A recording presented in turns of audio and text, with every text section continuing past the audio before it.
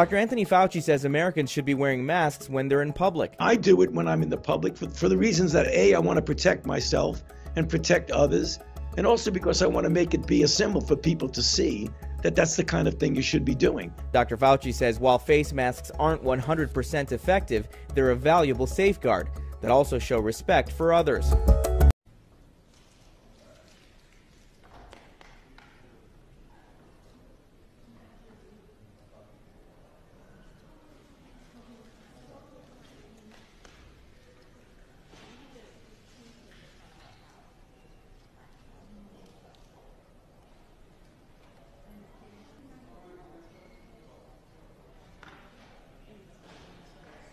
I mean, masks are very important. They protect you from giving infection to someone else if you happen to be inadvertently infected, and I'll get back to that in a moment, because there's such a significant percentage of the cases that are actually without symptoms. So anyone at any given time could be infected, don't even know it, and feel perfectly well.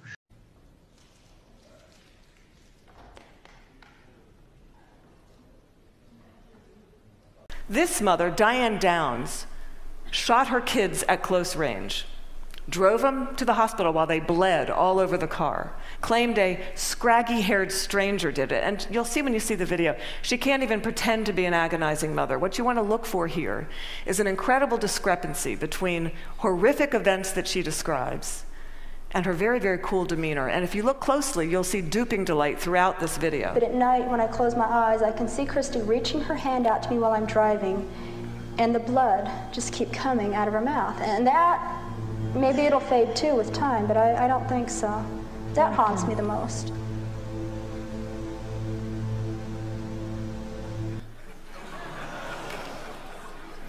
The economy is not going to be anything like it was. It's going to take a long time to recover. It's going to be, people are going to be surprised at how slow and how fitful this is.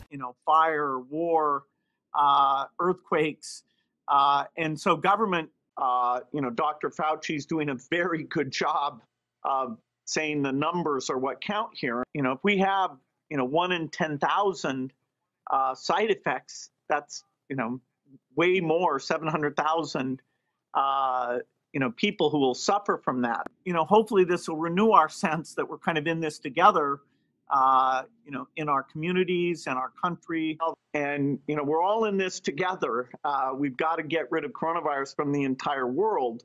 That's a global problem. And, so I'm glad, that people are coming together. It won't go to zero, but it will shrink. Global GDP is going to take, probably the biggest hit ever, and how hard it's going to be to get back to the normal life that we had before. For the world at large, normalcy only returns when we've largely vaccinated the entire global population.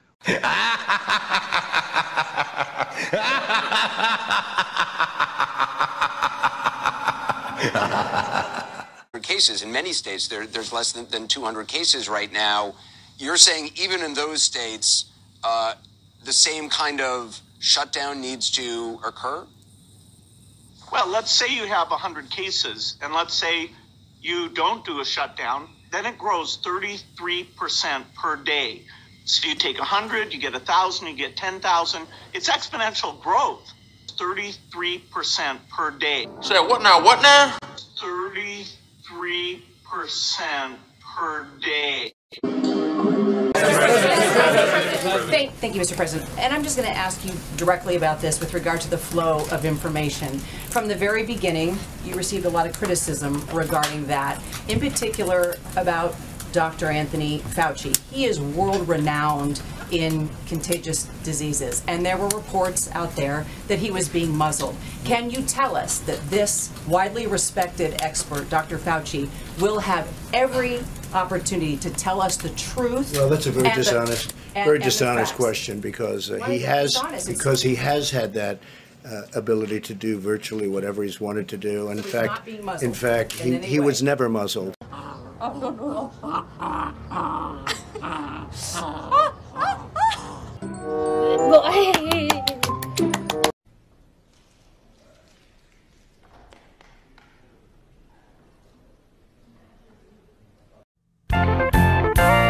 Take this mask and shove it. I ain't wearing it no more. Y'all look at me like I'm from Mars when I don't wear it in the store. Don't even try to make me put it on or I'm walking out the door. Take this mask and shove it. I ain't wearing it no more. People and see if they have an idea of what's going on. Ma'am, were you let out of work early today? You're on live, Channel 11.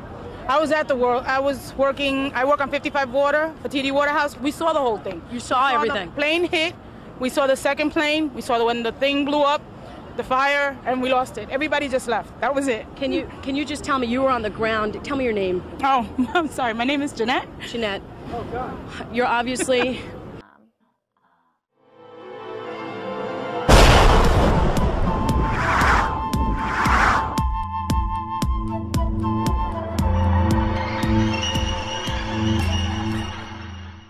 Everyone should have a healthy distrust of the media. One of the most dangerous, unspoken things in existence in the world today is a media controlled by a very small group of corporate entities. Every day, we are constantly lied to and constantly told what to think, and most of us never even realize it. It's become a duty and call to action to wake people up to this reality. Before blindly listening to what's hurled at you, everyone has a personal responsibility to at least know what's going on before handing your mind over to the many forms of media indoctrination. In short, wake up.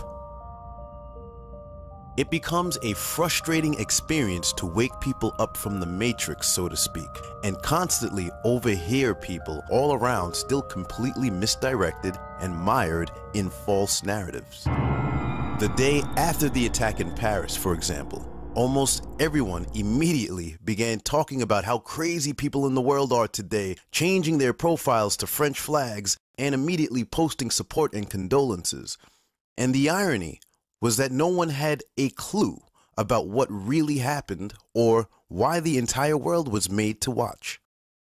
In addition to that, most people are lazy, distracted by a capitalistic existence, don't know they are brainwashed, and most times don't know what they are doing or why. Your thoughts are not your own, and you're being led by the hand every step of the way.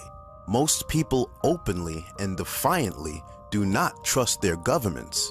People know better. However, simultaneously, they overtly trust each and everything their government does, says, and presents anyway. Because most people trust corporate news narratives where they get most of their information and never question any of it. Most people are still completely unaware that governments orchestrate and/or stage events all the time. This was always done throughout history and is still maintained today. This is nothing new under the sun. You can't even explain this to sheeple because you might become the one under attack or ridiculed for trying to tell people the real truth. Unfortunately, we have a world of people who don't understand how the world works. The media is not for information, it's for indoctrination. It's owned and operated by a very small group, and the objective of news media is compromised.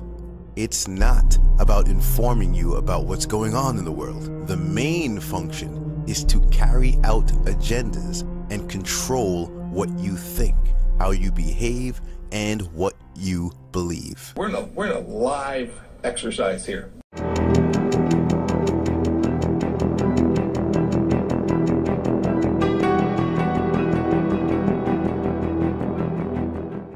It began in healthy-looking pigs, months, perhaps years ago. A new coronavirus spread silently within herds. Gradually, farmers started getting sick. Infected people got a respiratory illness with symptoms ranging from mild flu-like signs to severe pneumonia. The sickest required intensive care. Many died. experts agree unless it is quickly controlled, it could lead to a severe pandemic, an outbreak that circles the globe and affects people everywhere. The mission of the Pandemic Emergency Board is to provide recommendations to deal with the major global challenges arising in response to an unfolding pandemic. The board is comprised of highly experienced leaders from business, public health, and civil society. We could be looking at double the number of cases in 1 week and 16 times as many in a month if we are not able to stop the spread. That would be on the order of 500,000 cases, and it would continue to rise exponentially. In 3 months, we could be approaching 10 million cases. We're at the start of what's looking like it will be a severe pandemic. And there are problems emerging that can only be solved by global business and governments working together.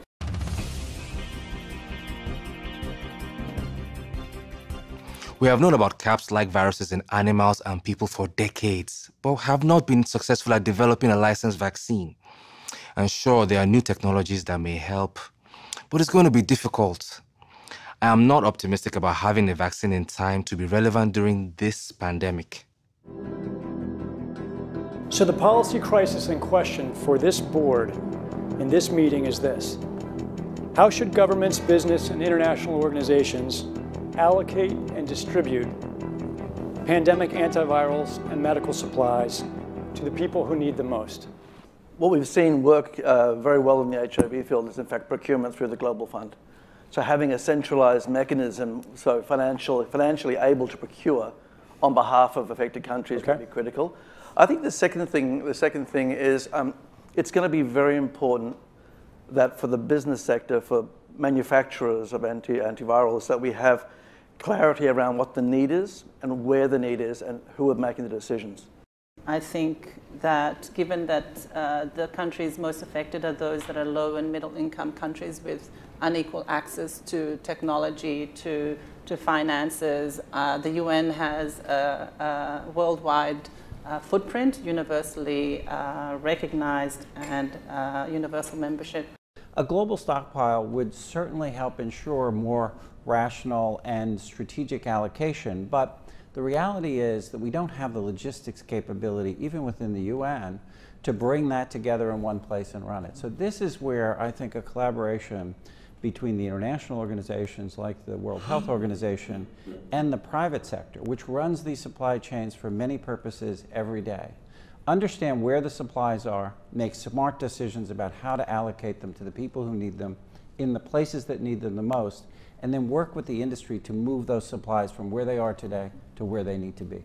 Just to underscore the point that cooperation among supply chain providers or businesses that have huge supply chains can add a lot of efficiency to the whole process. The question is, can you, through this international mechanism, really promote commitments to doing this as quickly as possible and give people a sense that actually if they contribute more, that they will have a better chance of protecting their own populations and their country's security and health. So to be completely clear, most of this production would already be committed in contracts. Yes. It is almost unheard of that people are producing product without having a forward commitment for the consumption of that product. So the first thing that needs to be done, because this is not something that the countries currently control, unless countries are going to bring about emergency situations and co-opt an existing supply chain. I think it's not likely, I agree, that countries are not going to buy countermeasure to put into a global supply without retaining a large portion of it for themselves.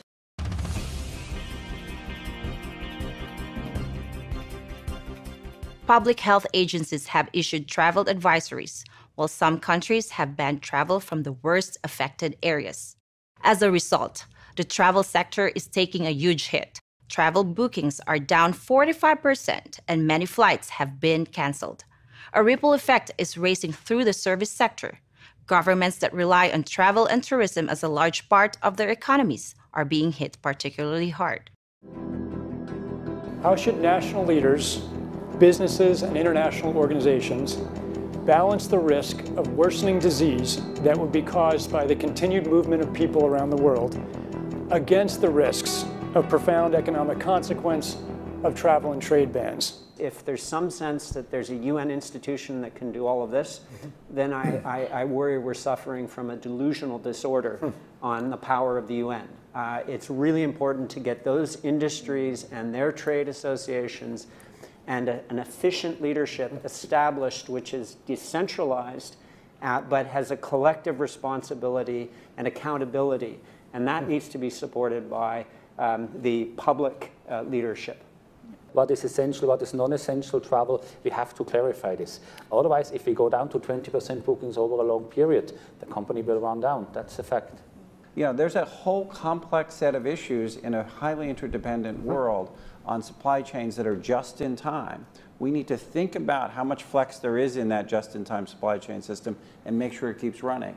I think it's going to take specificity, and it's going to take knowledge that only the private sector has. The UN can play an important coordinating facilitation role, but the companies know where those commodities are, where they move, how to move them, and that's where a type of public-private collaboration that we have not generally had in these crises needs to be put together pretty quickly. Take this mask and shove it. I ain't wearing it no more. The panic done left and took all the reasons I was a-worrying for. You better not try to stand in my way as I play inside the door. Take this mask and shove it. I ain't wearing it no more. Well, the government, it's a regular dog. The tattletales, they are fools. Got a brand new unfair law. Lord, they think they're cool. One of these days I'm gonna blow my top and those suckers, they're gonna pay. Lord, I can't wait to see their faces when I shove my guitar in their A. Take this mask and shove it. I ain't wearing it no more. The panic done left and took all the reasons I was a-worrying for. You better not try to stand in my way as I play inside the door. Take this mask and shove it. I ain't wearing it no more. Take this mask and shove it.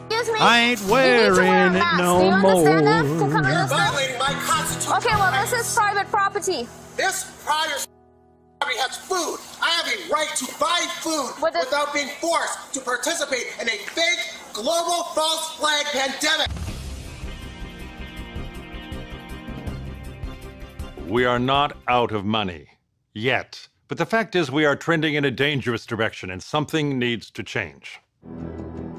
So the policy question for this board now is how should financial resources be prioritized? Are there nodes that we cannot allow to fail? What is your sense of priorities? We don't have money to pay for all of these urgent problems. So at the moment, we want the funds, right? You need the money. So where's the money? So government can supply some money. A lot of, private sectors, some are sitting here, you have some money, but now you need a really coordinated, centralized efforts. Hotels will be experiencing, crippling losses doing that. And we know that the hotel business in itself makes up 5% of the GDP. Governments need to be willing to do things that are out of their historical perspective, or for the most part, it's really a war footing that we need to be on. We shouldn't underestimate the power of entrepreneurship. We need to escalate that, whether it's through the government's helping with tax breaks or subsidies of that nature to increase manufacturing of those types of products. It can happen quickly. A Marshall-type plan, don't mean to say that exactly, but a Marshall plan that can go into effect can stimulate change very quickly. Countries are reacting in different ways as to how best to manage the overwhelming amounts of dis and misinformation circulating over the internet. In some cases, limited internet shutdowns are being implemented to quell panic. How much control of information should there be, and by whom? And how can false information be effectively challenged? And what if that false information is coming from companies or from governments? I think it's very important that we make sure that there is concise communication with all healthcare facilities where these patients are being treated so that there isn't mass panic. We're at a moment where the social media platforms have to step forward and recognize the moment to assert that they're a technology platform and not a broadcaster is over. They, in fact, have to be a participant in broadcasting accurate information and partnering with the scientific and health communities to counterweight, if not flood the zone, of accurate information, because to put the genie back in the bottle of the misinformation and disinformation is nigh impossible. One thing we haven't spoken about, and I'm wondering whether it's time to talk about this, is a step up from the part of the governments on enforcement actions against fake news. I personally do not believe that trying to shut things down in terms of information is either practical or desirable. And we do have, I think, a couple of strategies that are available to us, one of which is the flood strategy, second of which is relying and informing and equipping trusted sources of information with the facts so they can then pass that on. But we also need to actually think about a technological answer to this. The outcome of the CAPS pandemic in Event 201 was catastrophic. 65 million people died in the first 18 months. The outbreak was small at first and initially seemed controllable, but then it started spreading in densely crowded and impoverished neighborhoods of megacities. From that point on, the spread of the disease was explosive. Within 6 months, cases were occurring in nearly every country. The global economy was in a free fall. The GDP down 11%. Stock markets around the world plummeted between 20 and 40% and headed into a downward cycle of fear and low expectation. Businesses were not borrowing, banks were not lending. Everyone was just hoping to hunker down and weather the storm. Economists say the economic turmoil caused by such a pandemic will last for years, perhaps a decade. The societal impacts, the loss of faith in government, the distrust of news, and the breakdown of social cohesion could last even longer. We have to ask, did this need to be so bad? Are there things we could have done in the 5 to 10 years leading up to the pandemic that would have lessened the catastrophic consequences? We believe the answer is yes. So, are we, as a global community, now finally ready to do the hard work needed to prepare for the next pandemic?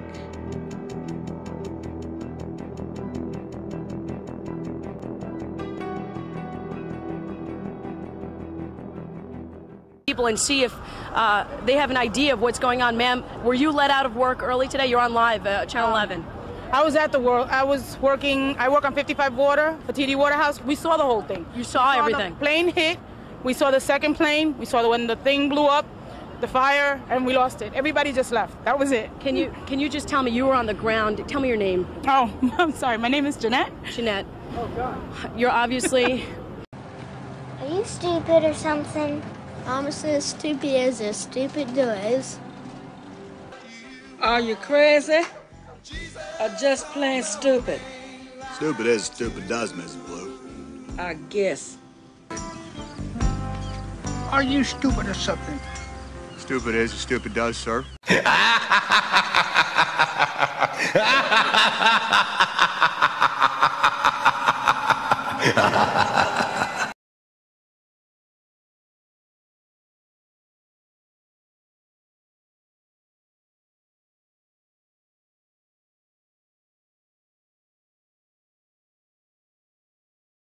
Ron.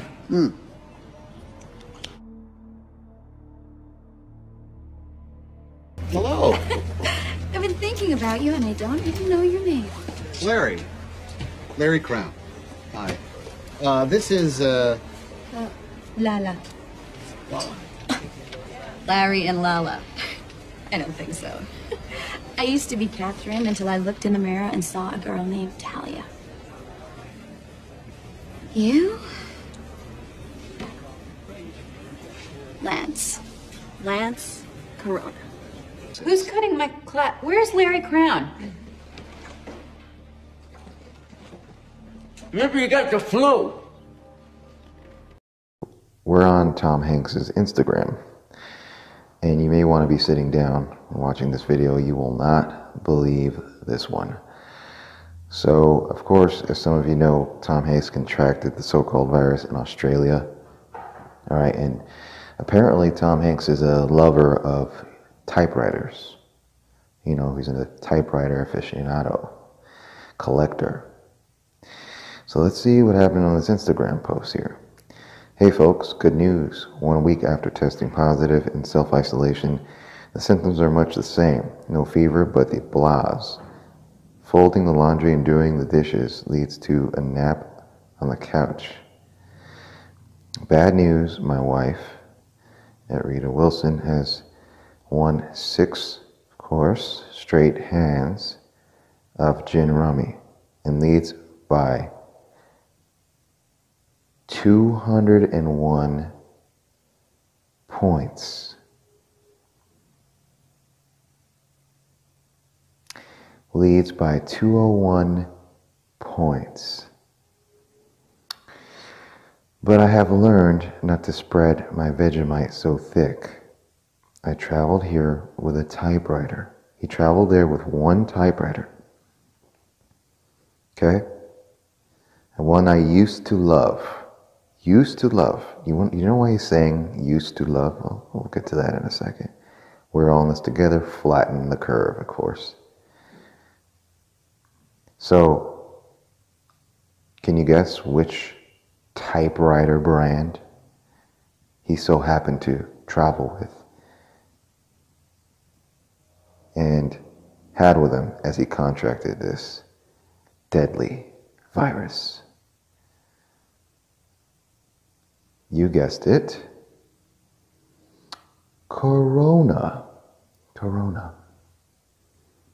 Yeah, the Corona typewriter, folks. And for those of you unaware of the significance of the 201 reference, just a friendly reminder, and for those people out there, and there are many, who are questioning this, looking into this, skeptical about this situation, pointing out all of the suspicious coincidences, quote unquote, online since this so-called outbreak began, these people are aware of something called Event 201, which is a little mock simulation exercise that they carried out less than 2 months before this so-called outbreak that's playing out exactly in the real world right now as if it was some sort of script. And finally, I want to talk about the disinformation that people are seeing, both on Twitter and around the world, some of it coming from government, some of it coming from other individuals. Just urge everyone, as they're seeing information that at one time suggested somehow this virus emanated from the United States Army, this information about lockdowns that are taking place. Every American, indeed people all around the world, should ensure that where they turn to for information is a reliable source and not a bad actor trying to create and flow information that they know is wrong. This is a tough fight. The American people are tougher. Our diplomatic teams are working around the clock to help them keep safe both home and abroad. And we're showing once again the global leadership that America has always delivered. And it's been great to see countries around the world rally behind what President Trump and our team are doing. Thank you. Thank you, Mike. Thank you. Yes, go ahead, Jim. Tanya, as you basically informed some people what happened, assuming some people had no idea what was happening, what kinds of reactions are you getting from people? Oh, look there at goes this. the second tower. You're going to the second tower. You're looking at this live right now. Okay. Both towers now completely destroyed of the World Trade Center. You have no idea how many people may have been in those buildings. We have no idea. This is a major communication center for this city, for this country.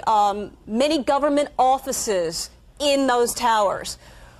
Amazing video as you're watching it now. It's not video, it's live. It's right before your very eyes. I want you to listen to me because I'm only going to say this once. Never, ever trust the news again.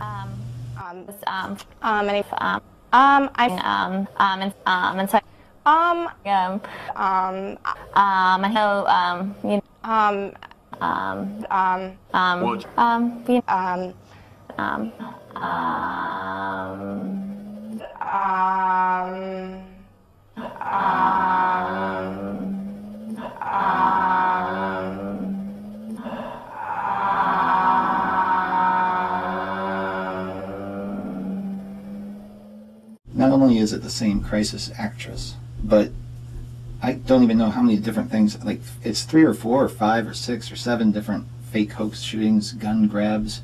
And then this video I found that I've seen the video enough times of the original of this whole thing, and I could tell right away that it had been manipulated. And so I put this little thing together with I say real, I don't know that that's real, that's original, or the original release version, okay? And then they have the remastered version, the digitally altered, morphed, face swapped, whatever version on the right there. And you may say that it's the aspect ratio, but you know, they have the globe back there, and the globe is circular, it's round in both versions, and so it tells me that they only digitally manipulated the face. They made the teeth bigger, they did certain things to make them look different. The worst days of my life. I guess I didn't know how much one person can love another until you just don't know where they're at. You just have no idea, and I'm just hoping for a sign of some sort that he's okay. And I believe in God, and I believe that God is with him, and that is what I hold on to. That is where my hope comes from. My heart is with you, Emily, and I can't even pretend to understand what this is like for you. You know, if let's remain optimistic. If he's okay, you know, and in that first phone call with him, what's the first thing you're going to tell him? That first phone call with him, what's the first thing you're going to tell him?